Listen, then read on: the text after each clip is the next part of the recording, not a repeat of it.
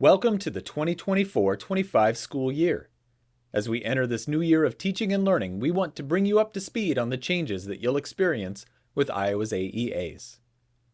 First, we'll recap what AEAs do, why they were created, and differences you'll notice going forward. Iowa has 9 AEAs that began service in 1975. They were established by the Iowa legislature to provide equitable and efficient service to all public school districts and accredited non-public schools in the state of Iowa. AEAs provide services to children, families, educators, and schools to maximize outcomes for all learners. Services are provided in 3 broad areas: educational services, media, and special education. Since their beginning, AEAs have operated as economy of scale organizations to ensure equity of services for school districts of all sizes across the state. Legislation passed during the 2024 legislative session has ushered AEAs into a new era. Many services that have been offered at no cost to districts will now have a fee. The formula that generates funding for AEAs will continue, but with some changes. Prior to the 2024-25 school year, 100% of special education, educational services, and media funding that was generated went to AEAs. For 2024-25, 60% of educational services and media funding will go to districts, and 40% will go to the AEAs. 100% of special education funding will stay with the AEAs. Let's look first at educational services. Prior to this year, educational services funding paid for staff and services such as school improvement consultants, curriculum consultants, and social, emotional, and behavioral consultants. With their allocation of the educational services funding, districts will now receive a choice of services from the AEA portfolio of services.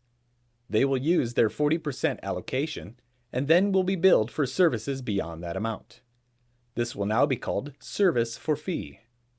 They will also receive critical incident response support for the first 48 hours of a critical incident their district experiences.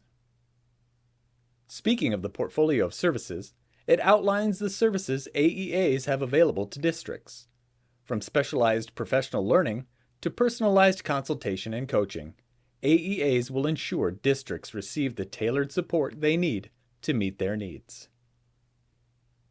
When it comes to the services provided in the educational services area, you will notice things that haven't changed and some that have. What hasn't changed is our focus on customer satisfaction, student achievement, and building and maintaining relationships with educators.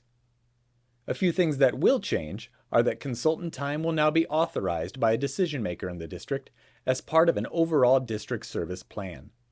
The authorized decision maker will work with the district's AEA regional director or administrator to secure services. In the area of educational services fees, what hasn't changed is that no fees will be assessed if a request is for services that relate to implementing a student's IEP, is within the roles and responsibilities of special education personnel, and can be provided by staffing allocations to the district or as part of an IDEA DA required SDI package. You'll notice that going forward, educational services staff will be contracted in full-day or half-day increments, and fees will be based on the service provided, not the staff member providing them. What hasn't changed in the professional learning arena is that high-quality professional learning with participant-only, license renewal, or graduate credit courses will continue. Substitute authorization, paraeducator courses, and mandatory trainings will all continue to be offered. Some things you'll notice that have changed around professional learning are a new course fee structure, and that a minimum or maximum number of participants may be required for specific courses. Even though our course fees have increased, AEAs remain an affordable provider for educator professional learning. In the area of media services funding, this funding supports library services, creative services, van delivery, technology infrastructure, and instructional technology. In terms of media services, educators will continue to have access to 20 digital resources, unlimited checkouts from the AEA library delivered by weekly van delivery, and creative services. You will see changes around Pear Deck and Seesaw, and professional learning around topics such as library resources, digital learning, and computer science will now come with a fee. Per legislation, you will also see a modest price increase for printing, laminating, graphic design, and other creative services. Our last area of services is special education. This area of funding pays for services and materials related to the provision of special education and early access. Evaluations and services are conducted by professionals such as audiologists, physical therapists, school psychologists, and special education consultants. In this service area, you will find our staff still prioritizing customer service, student achievement, and building and maintaining relationships. What you may find different is fewer special education staff because of legislative deappropriations, the AEA's inability to backfill special education deficits, and assignment modifications. As far as implementing IDEA, AEA staff will continue to support administrative teams with questions regarding the implementation of IDEA. You will notice that the Family and Educator Partnership role has moved to the Ask Resource Center, which has been awarded the grant from the Iowa Department of Education to carry out this work. In the area of fees, what hasn't changed is that no fees will be assessed if the request for service relates to implementing a student's IEP. You may see that some services that are not required but have been previously provided may carry a fee.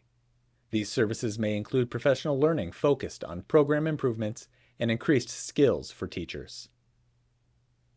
As always, you'll see that our special education staff will provide high-quality support services as outlined in student IEPs, will participate in Child Find activities, and will support teachers to improve student learning and address the achievement gap. We also want you to know that AEAs are awaiting further guidance from the Iowa Department of Education regarding the expectations and roles of our AEA service providers.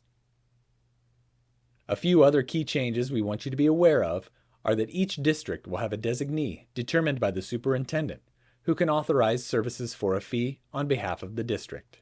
And as legislated, AEAs will provide districts with quarterly reports on services provided, including cost information in each funding stream. We know that was a lot of information.